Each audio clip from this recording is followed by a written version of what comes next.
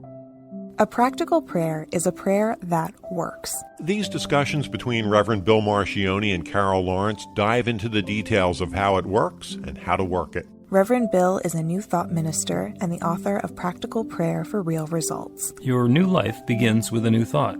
Carol Lawrence is on a spiritual quest, finding the New Thought teaching after decades on the pulpit in 3 different traditional denominations. I've got some questions. Together, they're exploring the philosophy and activities that come together from many of the world's religions to create the practical spirituality that is New Thought.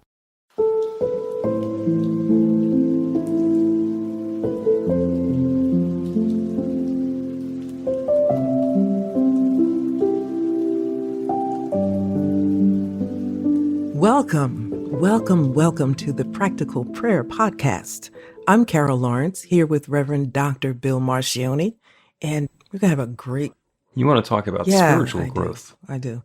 And the reason I raised that point with you earlier is because I just think it's like so important, you have to give attention to your spiritual growth as much as you eat.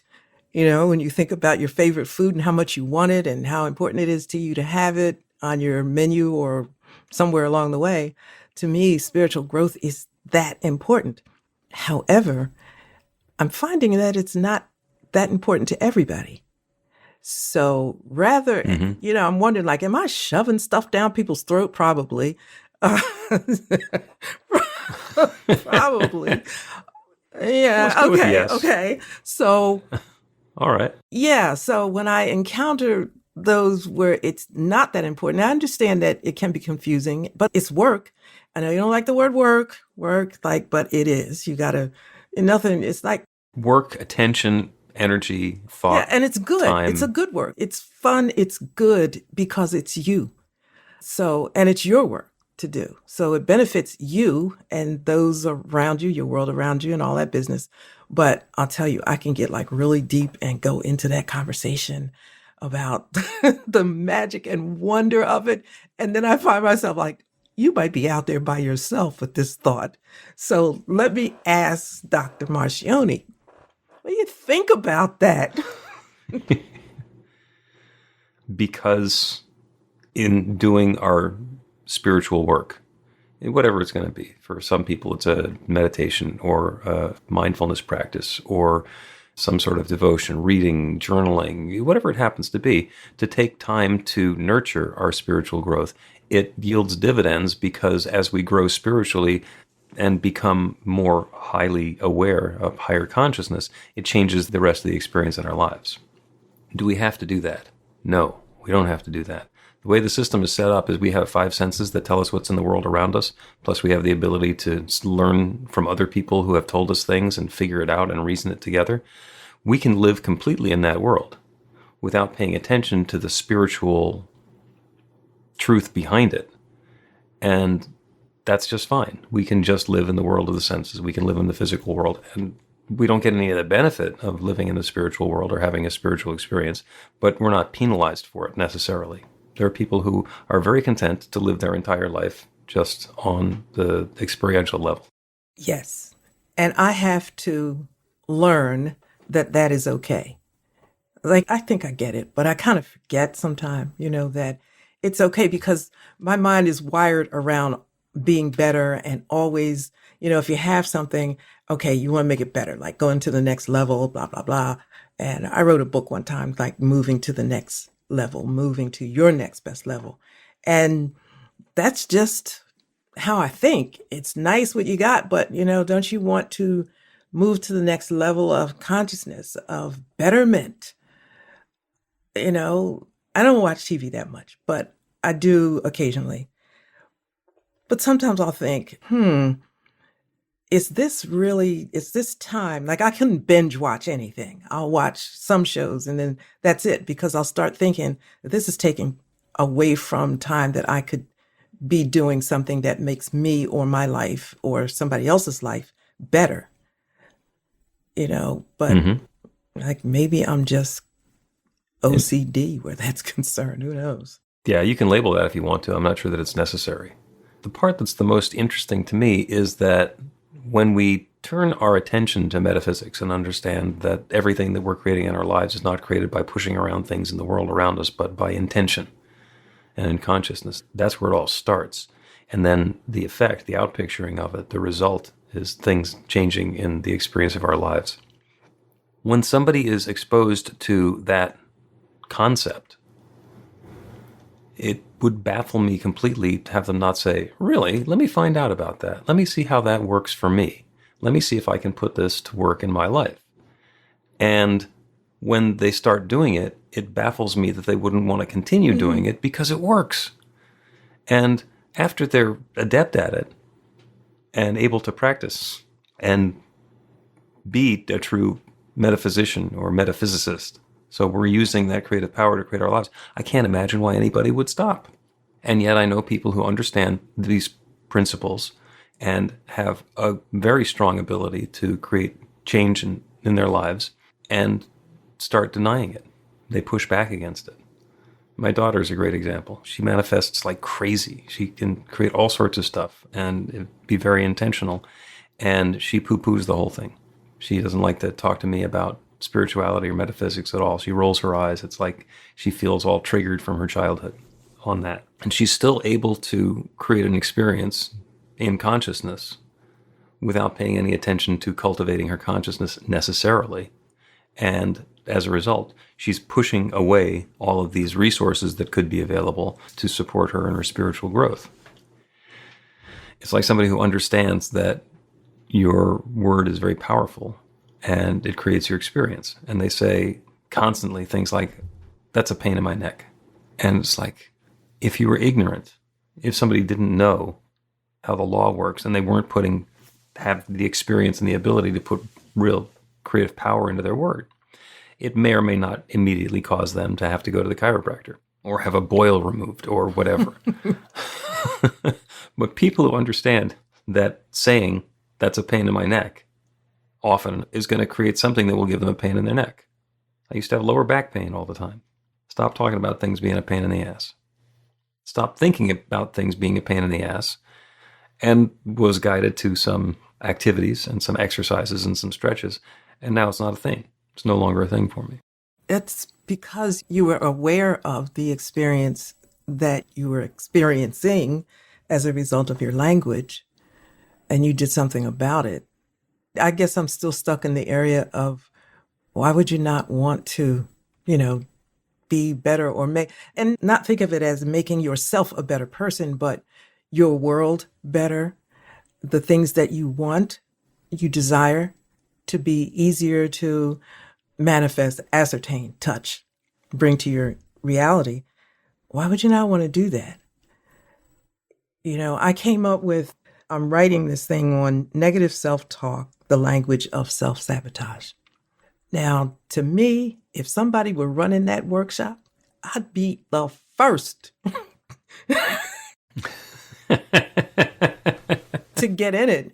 Now, having said that, okay, I take into account my own personality, because if I'm remotely interested in the subject, I'm still going to be the first in it to register. But, I just don't like, how is it that you could let it go by? You obviously know I've had a recent experience with something that I thought was really important, and I know it's really important. And like, people are just, I'm like, what's wrong with you? You scared to do the work? I can see the crap in your life and what's causing it. I'm looking right at it, right? Every time I see you, it's like right across your chest. And here is a way to get out of that. But maybe the pain isn't enough. I don't know. In my experience, in a lot of cases, it comes down to that authority and accountability that we talked about, that we are authoring our lives and we are spiritual beings having a spiritual experience in physical form. And what happens is when we acknowledge that and we look beyond the physical form into the spiritual context, into the spiritual nature, then it becomes apparent. At the same time that we realize that we can create a different experience in our lives, we become completely accountable for everything that we have already created. Whatever nonsense is going on in my life, if it's all consciousness generating a result, or outpicturing, to use the lingo term, if it's all consciousness showing up in my life, then whatever's showing up in my life is consciousness, and it's my consciousness, and I'm accountable for it. And the terror that we're responsible for what's happening to us is enough to let people not pay any attention to it at all. And we get to throw away the challenge along with the huge opportunity. The consequence of that, though, is prolonged suffering. Things don't change. They're just the same. Mm-hmm. I guess it depends on your threshold for suffering, your threshold for pain. I'm thinking of a couple of people, and I thought, you got a huge threshold for pain. I'll just be right here when you get ready. And I'm cool with that. And it's not an ego trip either. Like I've been in the crap hole. I know what it's like, and I can't take it. So I'm out. Like if I see pain coming, I look for, I'm like, okay, wait a minute. I know what this is like. And, I'll go what I call out into the universe, which is in, and just pull on anything that I know or that will be shown to me. So I'm thinking, like, how can you suffer when you have an alternative? And it's not that hard, Maybe it's scary. It is scary. It's hugely scary. I mean, we do prayer work stories every Sunday at New Thought Philadelphia, where people get to talk about the cool things that are showing up in their lives. And those are the fun stories. And in a lot of cases, there are, those are stories about overcoming challenges and difficulties and pain. And we don't want to talk about the times where something that we've had in our consciousness or our awareness or in our worry has brought on exactly the problem that we were worrying about. That's basically, worry is the negative version of a prayer. It's basically putting all of your attention and belief into something that you don't want. And that tends to bring it into experience in the same way that prayer is doing the same focused attention on what we do want. Once people are aware of the process, then we're aware, when I'm worrying, that's actually doing something bad. So there's parts of this that can be scary. I don't want to get into that. I don't want to have to learn that. I don't want to be responsible for the whole thing, because if I get it a little bit and then I go deeper, then I can keep going deeper and deeper and deeper. And do I want that to be what my life is about? Because I'm really having a good time bar hopping. I don't want to be sitting on a meditation pillow during social time. Yeah, I get it. And I don't like to see people in pain, because I felt it. We all have had those experiences. And I ask myself often, where was my mind when I was going through such and such, whatever experience it may have been at the time? And I'm thinking, if that happened to me now, I could easily move myself out of it. What the heck was I thinking then? So, okay, I was not there. Where I am now wasn't there then. But then I looked at the people around me and I thought, yeah, that's why you weren't getting out of it. Like, yeah, everybody else was an asshole with you. And they didn't care. Right. So, and who's the blind leading the blind? Nobody was leading anybody, Everybody had their own blindness. Yeah, and that's where spiritual growth is important.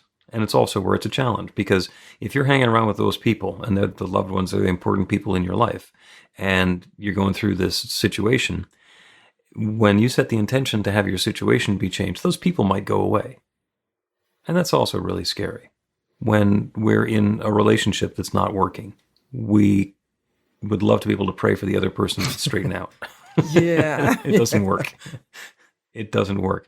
What we get to do is work on ourselves. And what happens when we're doing the work in consciousness to have the relationship move the way that we want it to move, something's going to change.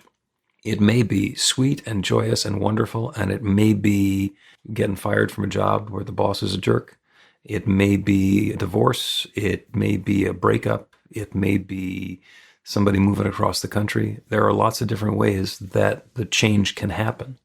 And because we're afraid of the unknown, we're hesitant to start that machine moving. I was writing a blog for, maybe 6, 7, 8 years, once a week. Then I got bored and I just stopped. I said, I want to write, but I don't write this anymore. So I was doing some other things, and the analytics for that blog came up, and I never paid much attention to it. And I looked and it gave me the average age of the ones who were reading it. And I was stunned, right? I'm stunned. I said, oh, I'm not leaking this out yet because I haven't digested, I haven't digested it. But I thought, I ain't write another word. If this is who I'm reaching, forget it. I'm not doing this. And I laughed at myself. Maybe you just have to be at a certain place in life where you've had enough pain or the light comes on or what. Like you can't shove consciousness, higher consciousness to anybody. So, okay. I guess I answered my own question. I don't know. We can work in our own consciousness to support other people in their growth. And it might happen. But we can't do somebody else's spiritual work. You know, I love this quote and I keep it in mind. Jim Rohn said, you are the average of the 5 people around whom you spend the most time. I'll never forget when I first heard that. I could have fainted. I thought, I am in serious trouble, right? Because serious trouble. I'm laughing now, but I felt terror at the time because I said, if this is true, I am in trouble because I looked at these people and nice people, sweet people, you know, no slap to them, but it was not what I was needing. And I was never going to get to where I wanted, even in the right direction, unless I did something, you know, with this. And at the time I couldn't. And did I tell you this story already? Maybe. Okay, so. Parts of this. But this is a familiar story, whether it's yours or So I was not content to leave it as it was. I said, I got to fix this. Although I'm not in a position right now to change the actual people. So that's when I went out online and started spending time with more books and other authors and whatever. And so that was my way of bringing the average up. I was like, and the whole point is you got to do what you got to do. You know, you got to do. Yeah. Well, let's take a break. And when we come back, we will talk about up-leveling our consciousness and the people around us. Learn to put practical prayer to work in your life. The steps are simple to learn and let you begin to get real results to create the life of your dreams immediately. Reverend Bill Marcione's widely acclaimed book, Practical Prayer for Real Results, gives you a clear summary of the new thought principles behind practical prayer and the series of easy-to-understand steps found in the most effective prayers from religions and spiritual practices all over the world and throughout history. Practical prayer is not a replacement for your religion or practice. It's a technique to make the work you do in consciousness even more effective. The book includes 40 prayers on various topics that you can adapt as needed and use as your own. Practical Prayer for Real Results is available in paperback, Kindle, and audiobook on Amazon or at b-the-light.com. That's b-the-light.com.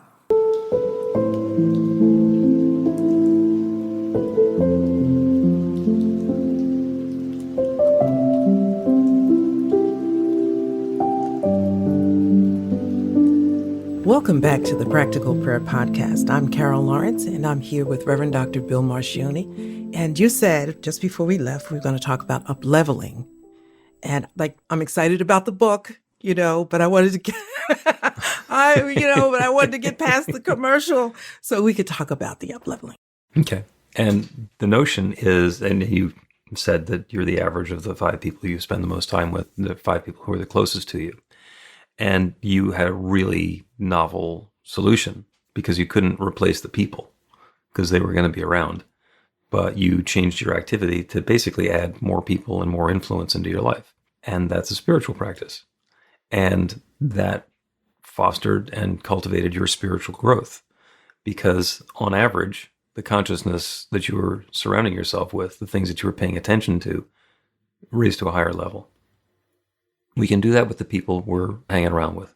We can do that even when we're hanging around with the same people if we change the nature of the conversation with them. So there are some folks who love to complain. They come in the door and they're talking about whatever horrible thing happened. They were in a traffic jam and there was somebody did this rude thing to them at the store and they didn't get what they wanted with their whatever and the cake didn't rise the way it was supposed to. And it gives them something to talk about. And that is a framework for relationship. It's like, let me tell you my sad story so we can all sympathize with me, so that I can be supported in the challenges and difficulties that I'm going through.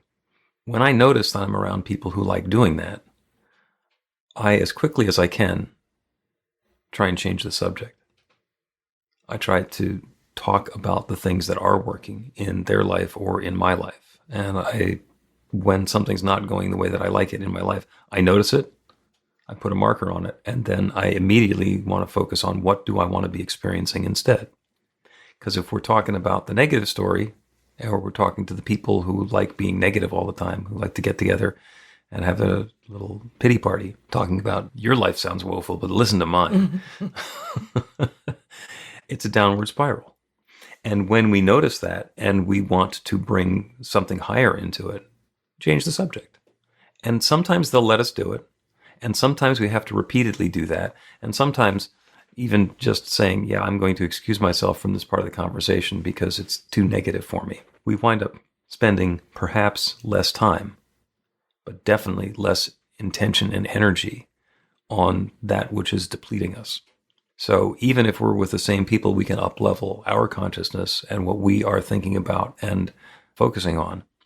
And that has the tendency, because it's all consciousness, to change the circumstances around us.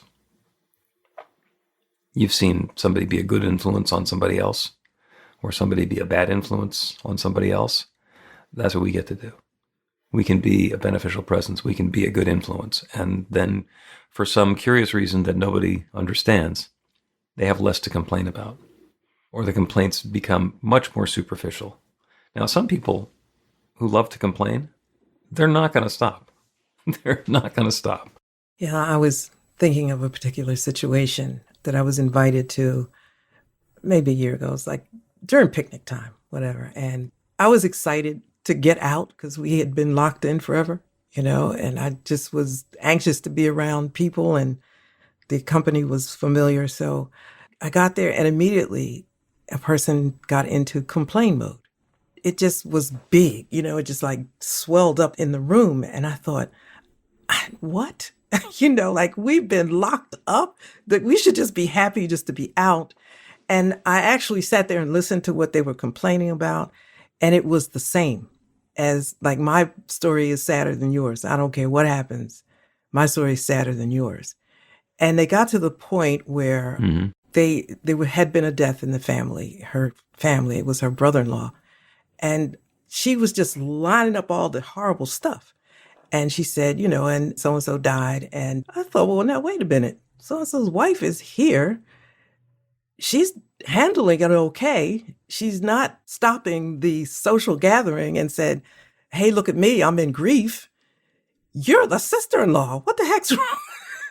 And this is going through my mind. And I thought, I got to get out of here, but I can't get out of here. How do I handle this? There was so much chatter going on in my head. So I'm hearing what you're saying, but I said, I can't hear this right now. And I just went to get something to drink. And I thought, like, my absence and then just breaking it up a little bit will come back. And instead, the person just got pissed off and went to another little group to finish the complaint. So I guess, and I thought, but I don't want to X the person out. I don't want them out of my life. I just want them to stop having the worst sad story ever, no matter what happens. My story is worse than that. You know what? I could tell you why, but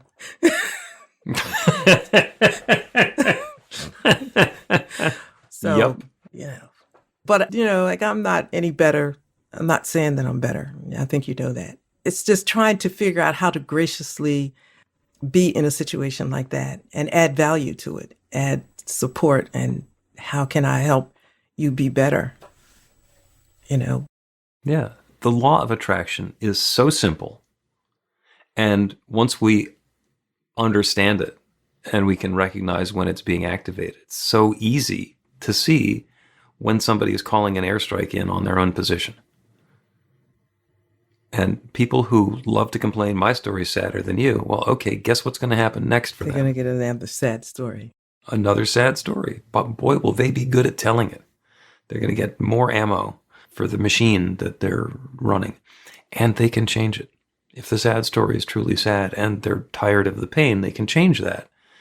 And it's really simple to do that. But we all get to stop focusing on the sad story and do something different. But in one's own time, right? Is that right? Oh, yeah. Yeah, people will continue doing what they're doing until it no longer works for them. That's like in the 12 steps. That's the first step. This has become unmanageable. And so for me, on my part, and anybody else that's listening that can relate to where I am, our position is to find patience or to be patient and gracious to that person. If we want. Well, yeah, I guess, I don't want to take them out of my contact list in the phone. I don't want to block their call or anything because they're good people. I think, and I don't want to messing up my stuff either. Don't bring that negativity to me. And you can tell them that. I mean, we can do the spiritual aikido, which is where when somebody's coming at us with that sort of energy, we deftly duck out of the way so it doesn't get stuck to us. But there's some work involved in that.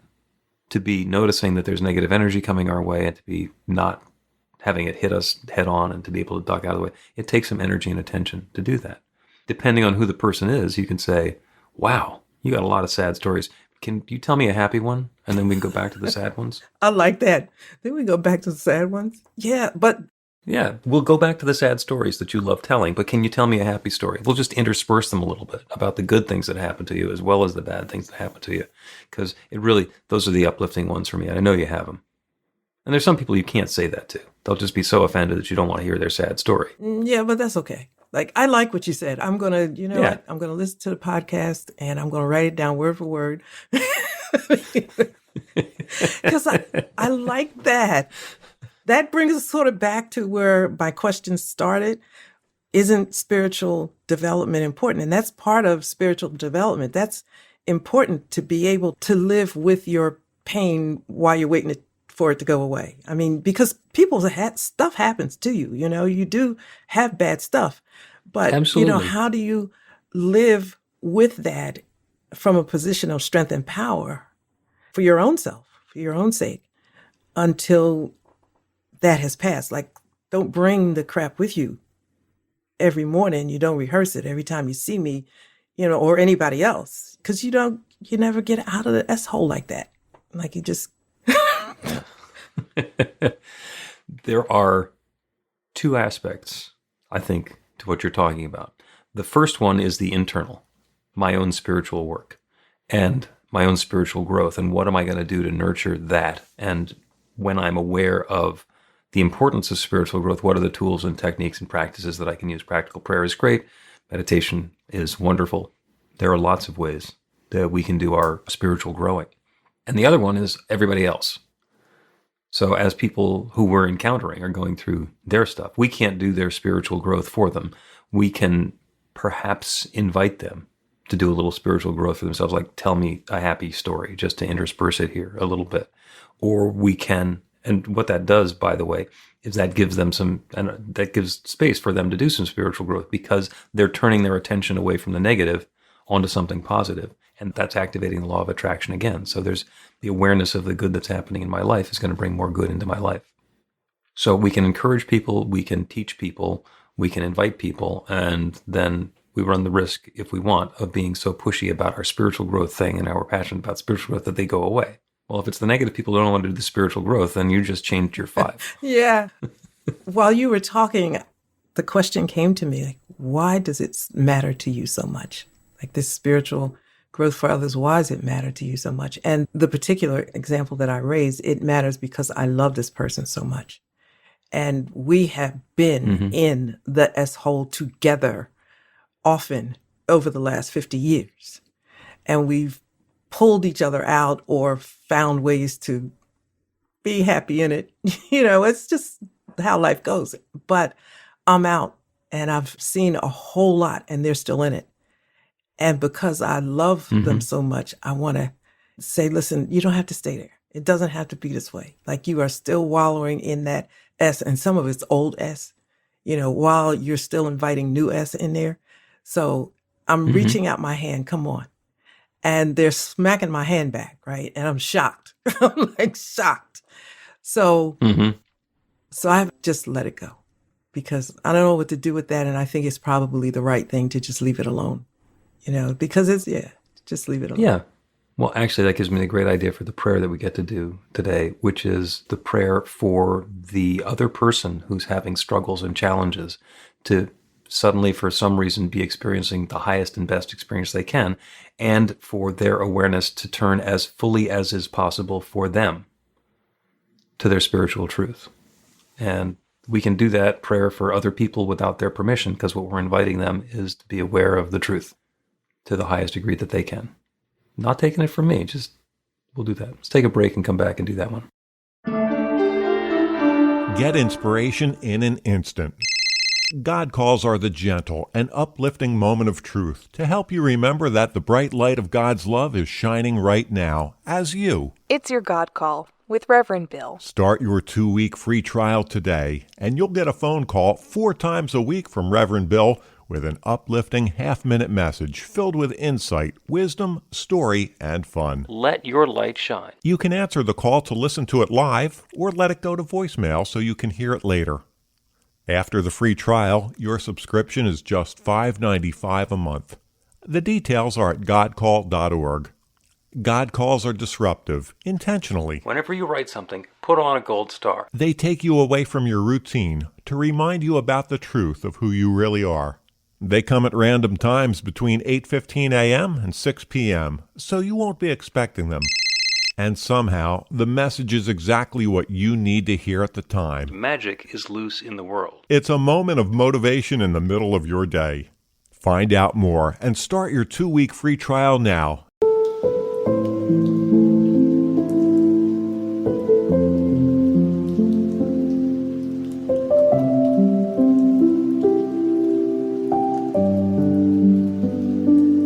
Welcome back to the Practical Prayer Podcast. I'm Carol Lawrence here with Reverend Dr. Bill Marcioni, and this has been a great conversation.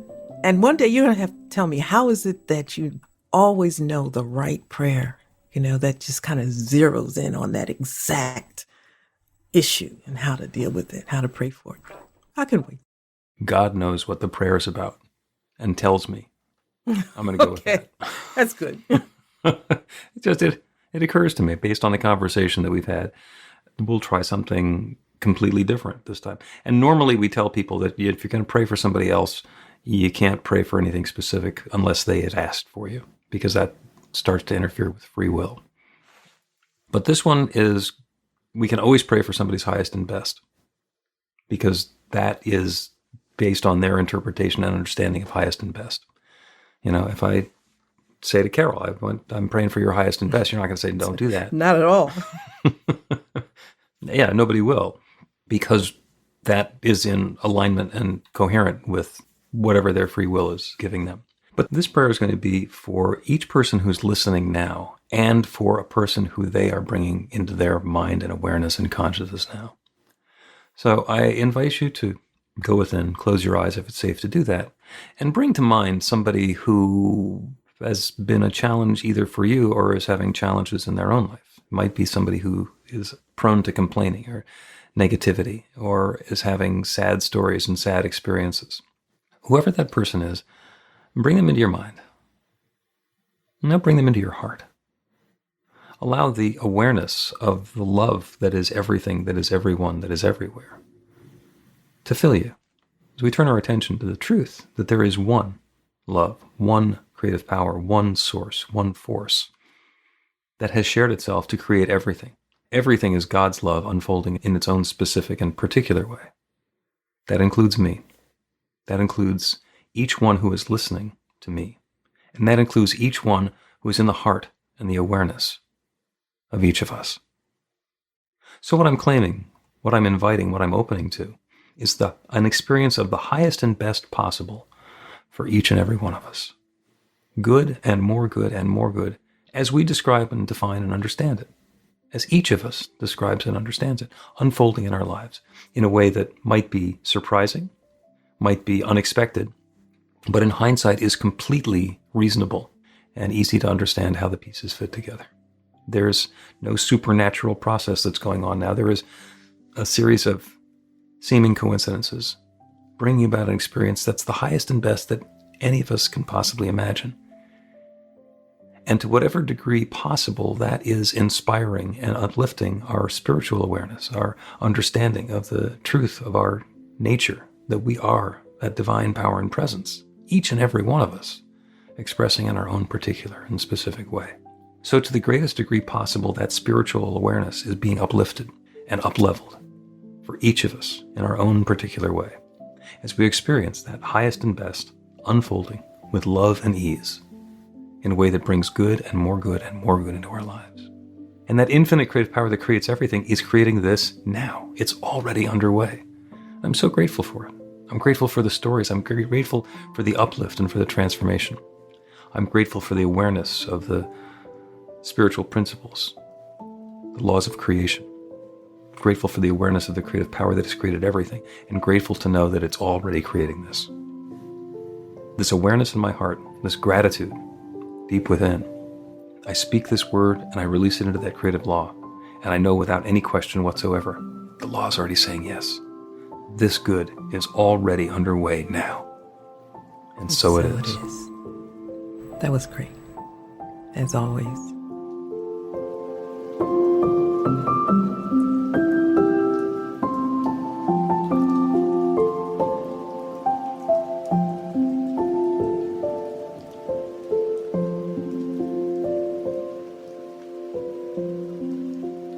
The Practical Prayer Podcast with Reverend Bill Marcioni and Carol Lawrence is a production of BeTheLight.com. be-the-light.com, where you can find more information about practical prayer for real results. Our theme is by Music of Wisdom. You can learn about the spiritual community of New Thought Philadelphia with daily guided meditations, Weekly celebrations of spirit, and Reverend Bill's classes in practical spirituality at newthoughtphilly.org.